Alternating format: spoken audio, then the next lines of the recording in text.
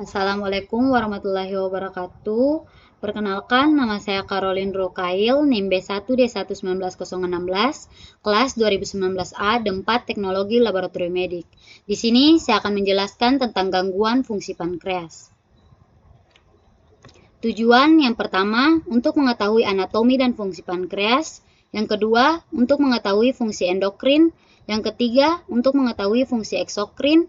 Yang keempat, untuk mengetahui gangguan atau kerusakan pankreas. Yang kelima, untuk mengetahui pemeriksaan enzim amilase dan lipase. Yang keenam, untuk mengetahui interpretasi hasil pemeriksaan enzim amilase dan enzim lipase. Yang pertama, anatomi dan fungsi pankreas. Pankreas adalah organ berbentuk lonjong atau memanjang yang terletak di bagian kiri atas perut, tepatnya di belakang organ lambung.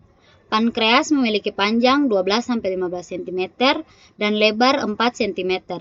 Pankreas ini berfungsi untuk menghasilkan enzim pencernaan, yaitu fungsi eksokrin, dan memproduksi hormon seperti insulin, yaitu fungsi endokrin. Kemudian kita masuk pada fungsi endokrin. Jaringan endokrin merupakan kelenjar yang menghasilkan hormon dan mengalirkan hasil produksinya ke darah. Endokrin atau Langerhans yang memiliki bentuk seperti pulau-pulau ini memiliki 4 jenis sel penyusun, yaitu sel A yang menghasilkan hormon glukagon yang berfungsi meningkatkan kadar gula dalam darah, kemudian sel B atau yang menghasilkan hormon insulin yang dapat menurunkan kadar gula dalam darah.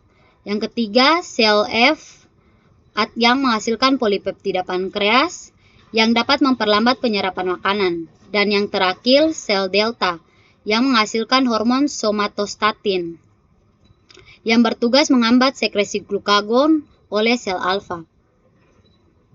Kemudian fungsi eksokrin.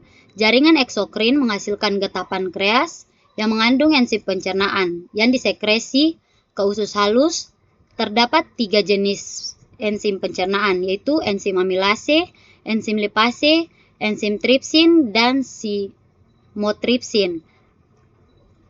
Enzim lipase yang bertugas memecah lemak menjadi asam lemak atau gliserol, enzim amilase untuk memecah karbohidrat, dan enzim tripsin untuk memecah protein. Kemudian gangguan atau kerusakan pankreas. Yang pertama, pankreatitis. Pankreatitis adalah penyakit yang menyerang organ pankreas yang menyebabkan peradangan akibat produksi enzim yang berlebihan hingga mencerna dirinya sendiri. Pankreatitis dapat terjadi secara akut maupun kronis. Yang kedua, diabetes tipe 1 dan tipe 2. Pada tipe 1, sistem imun menyerang sel-sel pankreas yang menghasilkan insulin, sehingga pada penderita diabetes tipe 1 dibutuhkan suntik insulin seumur hidup.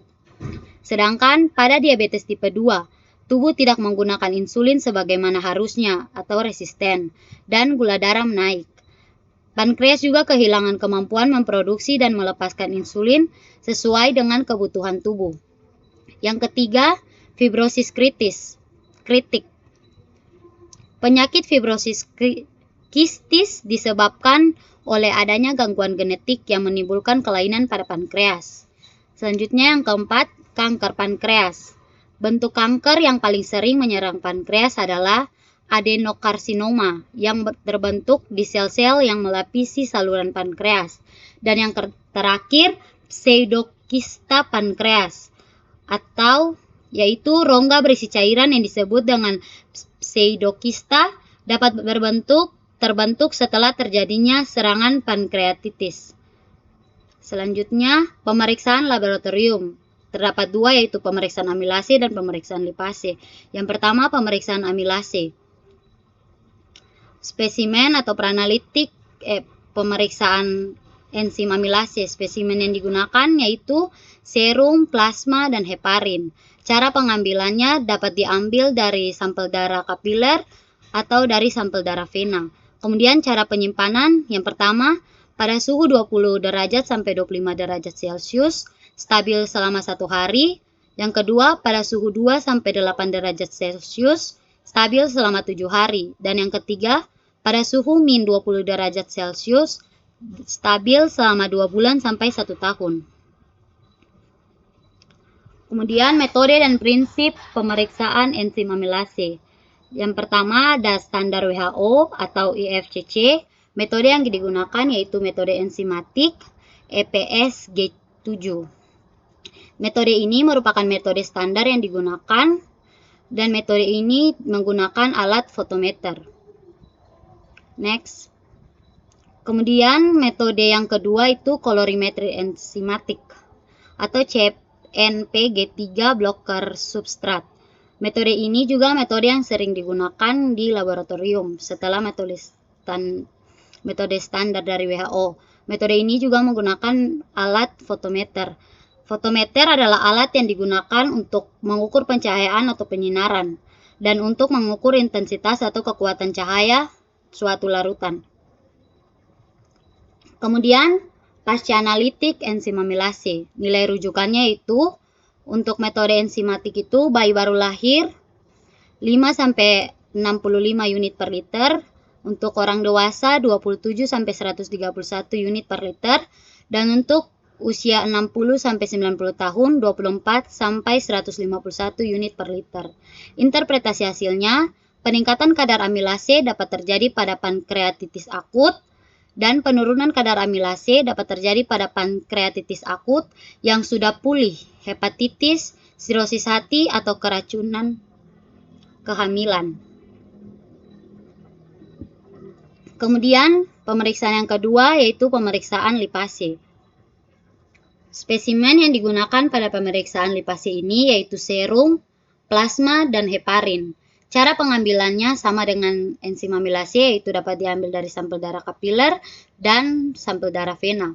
Kemudian cara penyimpanannya atau stabilitas pada suhu 20-25 derajat Celcius stabil selama 1 hari, dan pada suhu 2-8 derajat Celcius stabil selama 7 hari, pada suhu min 20 derajat Celcius stabil selama 2 bulan sampai 1 tahun, dan pada suhu min 70 derajat Celcius stabil selama 3 tahun. Kemudian metode dan prinsip pada pemeriksaan lipase yaitu yang pertama kolorimetrik enzimatik, yaitu metode standar IFCC yang menggunakan alat fotometer. Kemudian metode yang kedua kolorimetrik kinetik yang biasa digunakan juga pada pemeriksaan lipase. Kedua metode ini menggunakan alat fotometer. Kemudian pasca analitik lipase. Nilai rujukan pemeriksaan lipase yaitu 10-140 unit per liter. Terjadi peningkatan kadar lipase dapat terjadi pada pankreatitis, obstruksi saluran pankreas, kolektatis akut, sirosis, penyakit ginjal yang parah, dan penyakit radang usus. Pada pankreatitis, serum lipase akan meningkat. Peningkatan terjadi setelah 36 jam dari onset. Lipase dapat meningkat ketika kadar amilase dalam keadaan normal. Lipase bertahan lebih lama dalam serum dibandingkan amilase pada pasien pankreatis. Nilai kritis lebih dari 500 unit per liter. Kesimpulan pada materi yang kali ini yaitu pankreas adalah organ berbentuk lonjong atau memanjang yang terletak di bagian kiri atas perut, tepatnya di belakang organ lambung, yang berfungsi untuk menghasilkan enzim pencernaan atau fungsi eksokrin dan memproduksi hormon seperti insulin, yaitu fungsi endokrin. Sekian dan terima kasih, kurang dan lebihnya mohon dimaafkan. Wassalamualaikum warahmatullahi wabarakatuh.